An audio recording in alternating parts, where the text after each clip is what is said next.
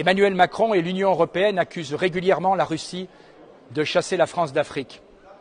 On peut aussi se demander si Emmanuel Macron n'est pas l'un des responsables de cette disparition.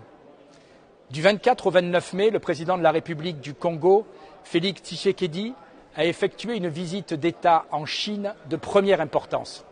C'est évidemment tout son intérêt de multiplier les liens diplomatiques en faveur de son pays.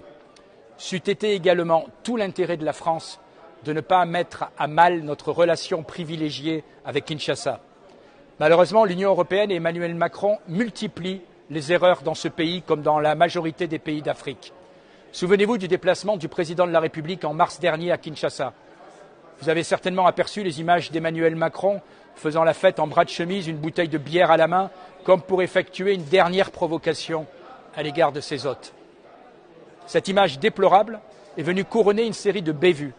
Emmanuel Macron a refusé de condamner fermement le soutien du Rwanda de Paul Kagame aux milices sanguinaires du M23 qui sèment le chaos et la mort dans la région du Kivu. Enfin, il a été très maladroit au moment de commenter une erreur diplomatique magistrale de Jean-Yves Le Drian qui avait évoqué il y a quelques années avec mépris le compromis à l'africaine, provoquant une vague d'indignation chez les dirigeants du continent. L'Union européenne, si prompte à brandir les mécanismes de sanctions, continue de refuser à agir fermement contre le Rwanda.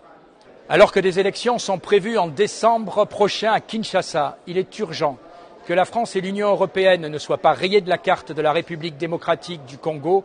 Il est urgent, avec cet État, comme avec les autres États africains, de reprendre un vrai dialogue en tenant compte de l'intérêt de chacun.